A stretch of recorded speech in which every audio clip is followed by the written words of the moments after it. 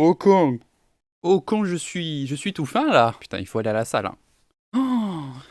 Ouh! Ne me regardez pas! Ohayo gozaimasu à tout le monde les amis, bienvenue dans cette nouvelle vidéo dans laquelle je vais vous raconter aujourd'hui une histoire abominable. Et j'ai pas envie de vous dire quoi que ce soit sur ce que je vais vous raconter. J'ai pas envie de vous spoil. Parce que le moindre truc que je vais vous dire, ça peut vous influencer sur la manière dont vous allez apprécier l'histoire. Je sais pas si c'était très clair ce que je viens de dire. Tout ce que je peux vous dire, c'est qu'on n'est pas exactement sur un thread d'horreur comme j'ai l'habitude de vous raconter, mais cette histoire est un véritable thread d'horreur. C'est ça qui est un petit peu pas très clair. C'est pas grave, je lance le générique et je vous raconte tout ça.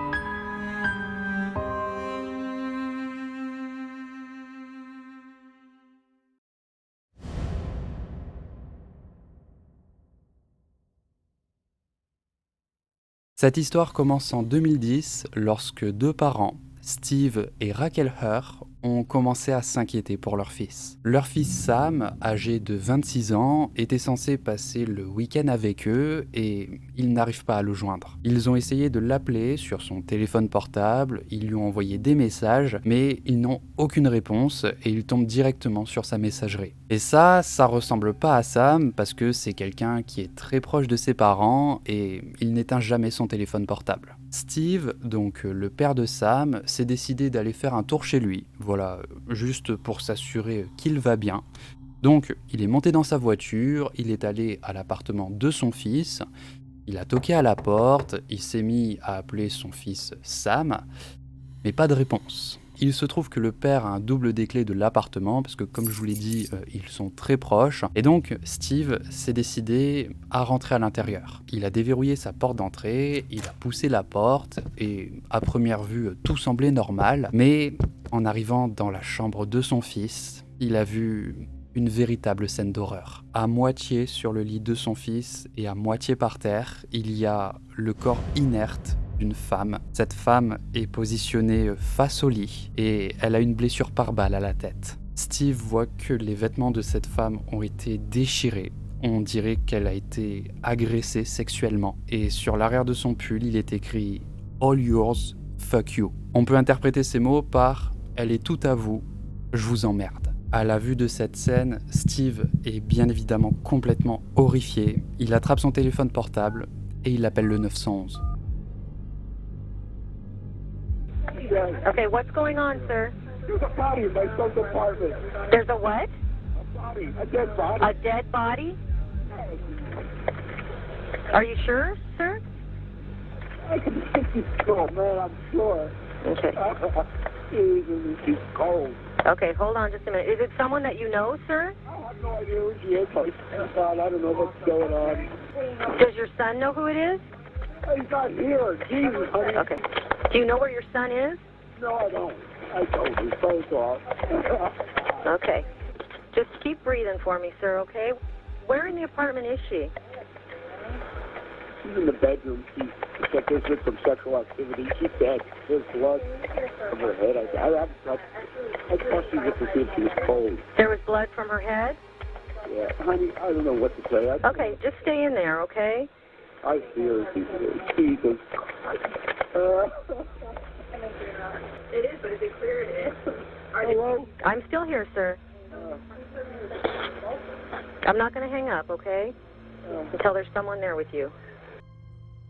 La femme en question est Julie Kibuishi, une étudiante et danseuse de 23 ans. Il se trouve que Julie connaissait Sam, elle l'a rencontré lorsqu'il est entré à l'université. Juste avant d'entrer à l'université, Sam a d'abord fait l'armée, il a fait son service militaire et son plan en fait c'était d'obtenir un diplôme pour ensuite retourner dans l'armée et devenir un officier. À son entrée à l'université, il est vite devenu ami avec Julie, celle-ci lui donnait des cours de biologie. La police est donc arrivée sur la scène de crime, ils ont trouvé le téléphone portable de Julie, donc ils ont regardé à l'intérieur et ils ont vu que dans la journée, Sam lui a envoyé plusieurs messages pour lui demander si elle pouvait passer ce soir parce qu'il s'est passé quelque chose et il avait vraiment besoin de parler à quelqu'un. Sam est introuvable dans l'appartement, donc les policiers se doutent qu'il a pris la fuite. Peut-être que Julie a dit quelque chose qui l'a énervé et ça a mal tourné. Ou peut-être que Sam a attiré Julie à son appartement pour la violer. On ne sait pas. Il y a plein de théories qui sont ouvertes aux policiers. La police a regardé les antécédents de Sam et il se trouve qu'il avait déjà été accusé pour meurtre il y a quelques années.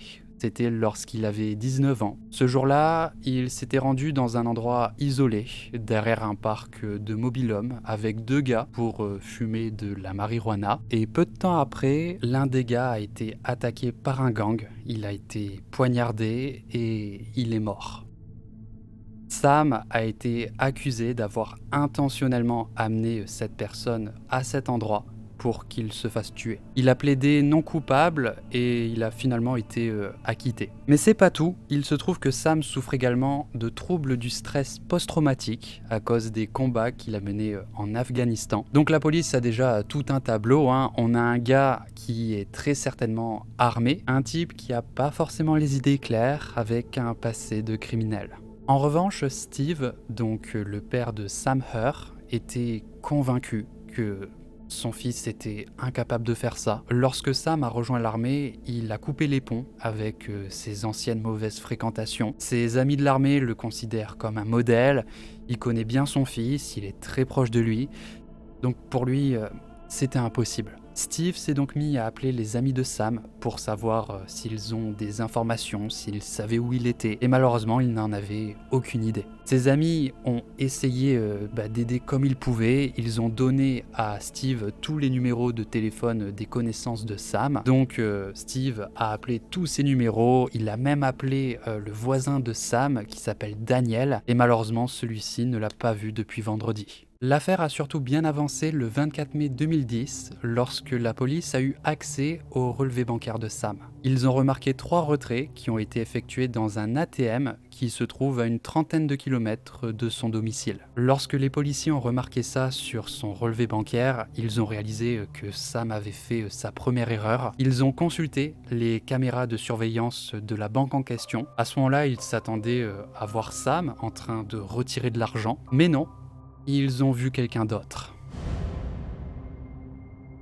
À la place de voir un grand mec musclé, ils ont vu ce jeune homme avec une casquette de baseball. Il semblerait que Sam soit aidé par une personne. Ils ont ensuite remarqué un autre prélèvement, quelques minutes plus tard, d'une pizza qui vient d'être commandée dans un restaurant. La police a donc fait un tour dans ce restaurant, ils ont demandé l'adresse que la personne a donnée lorsqu'elle a commandé la pizza. Ouais, le type est vraiment pas malin. Donc les policiers sont allés à l'adresse indiquée. Il y a toute une escouade qui s'est mise à entourer la maison avec des hélicoptères. L'escouade a toqué à la porte s'est ouverte. Et devant eux, il y avait cet adolescent de 16 ans qui était complètement terrifié à la vue de tous ces policiers armés. Le garçon s'appelle Wesley Freilich. Il a immédiatement été arrêté, il a été emmené en garde à vue. Le garçon n'avait aucune idée de ce qui se passait. T'imagines, tu commandes une pizza et il y a toute une escouade qui se pointe à ta porte. Les policiers l'ont interrogé, ils lui ont demandé comment est-ce qu'il a obtenu cette carte de crédit et tout ce que ce garçon a pu leur dire, c'est que c'est Daniel Wozniak qui lui a donné cette carte. Daniel est un gars qui joue dans le même théâtre que sa mère depuis qu'il est au collège. C'est apparemment, d'après Wesley, un mec sympa, un type qui fait rire les gens, un mec avec qui t'aimes passer du bon temps, tu vois. Il l'a qualifié de bon pote. Le garçon leur a raconté une histoire bizarre, comme quoi Daniel lui a donné cette carte de crédit en lui demandant s'il pouvait retirer son argent pour lui. Il lui a expliqué que cette carte appartient à un usurier, c'est-à-dire une personne qui prête de l'argent avec des taux d'intérêt supérieurs, et il lui a demandé de retirer le montant maximum une fois par jour. Au total, il n'a retiré que 1900 $. Donc ça va, c'est pas une grosse somme. La police s'est donc renseignée sur ce Daniel Wozniak et voici qui il est. Hi, my name is Dan Wozniak. I'll be playing the role of John Davis in Orange County. Okay, take it again. John playing the role of John Davis in Orange County Theater. God dang! I'll just say in Orange County. I can't say theater.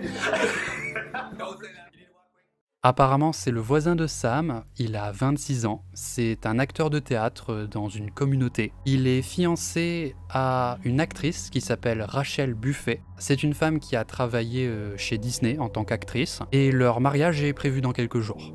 La police a donc rendu visite à cet homme, c'était le soir de sa fête d'enterrement de vie de garçon. Imagine, tu vois des policiers arriver comme ça. Mais non.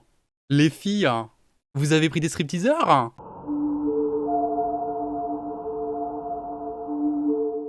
Sa fête a été arrêtée, il a été embarqué au poste et c'est pour ça que lors de son interrogatoire, il portait une magnifique chemise hawaïenne.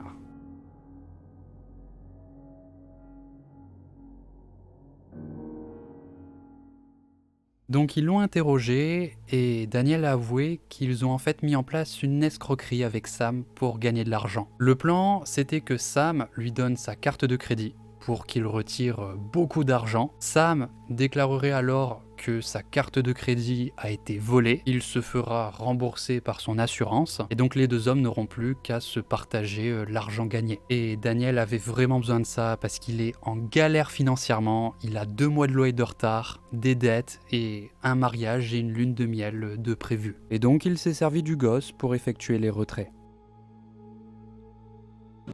I said, okay, Wes, here's what we're gonna do. I've treated like I was a co-op guy, pretending to be an actor. So I said, here's what you need to do. You need to, I'm gonna park across the street, and I parked. It was across the street from the bank, so I wouldn't be seen while I was avoiding.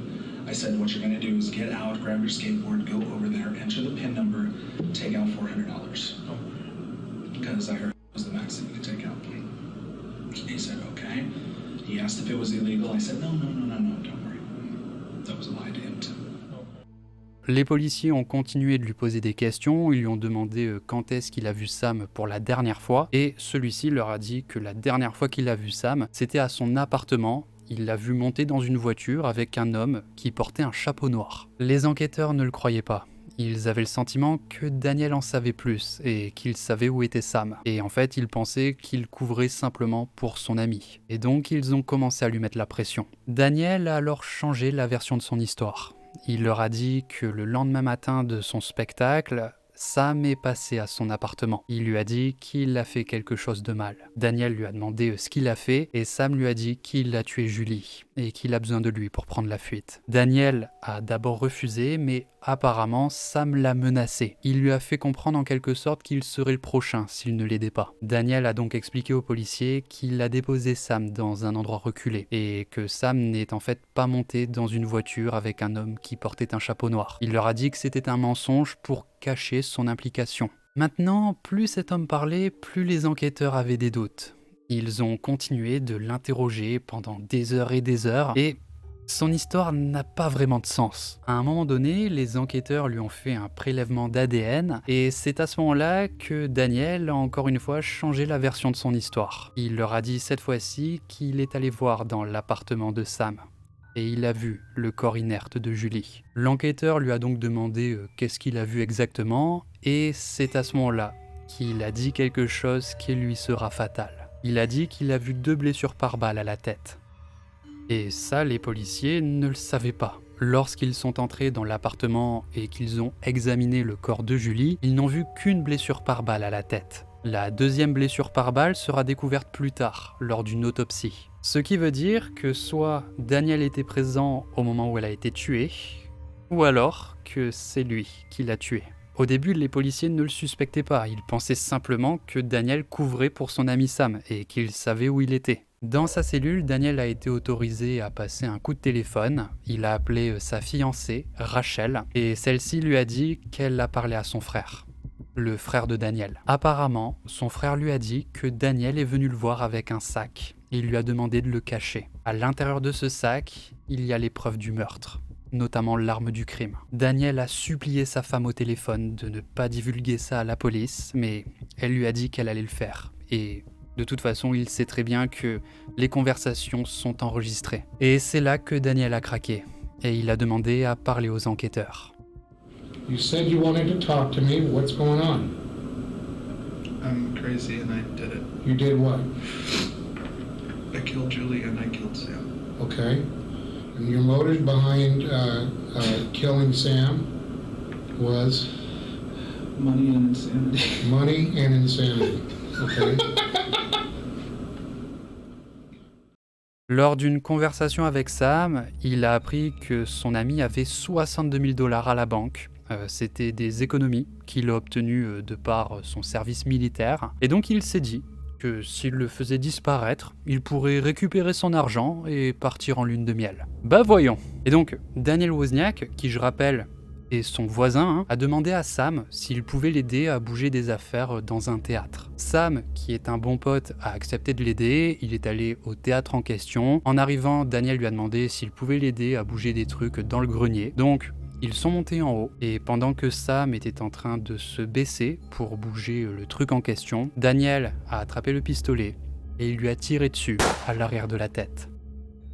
Sam n'est pas mort sur le coup, il pensait qu'il avait été frappé par un truc électrique, il a demandé à Daniel de l'aider, mais celui-ci lui a retiré dessus, le tuant cette fois-ci sur le coup. Mais l'histoire ne s'arrête pas là, il a ensuite décapité son ami avec des outils, notamment une scie, et il a avoué aux policiers que pendant qu'il était en train de le découper, il souriait et rigolait en même temps, tellement il ne croyait pas ce qu'il était en train de faire. Il a par la suite disposé les restes dans un parc local. Il a ensuite utilisé le téléphone portable de Sam dans le but d'attirer Julie à son appartement. Il lui a envoyé un message, donc il s'est fait passer pour Sam. Julie, qui ne se doutait de rien, est allée à l'appartement et Daniel Wozniak l'a tué en lui tirant dessus à 2 reprises.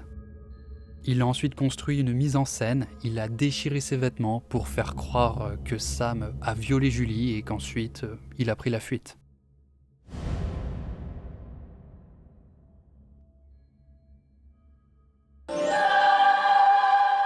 You came here because I know you better than any other person. And you will be my true love.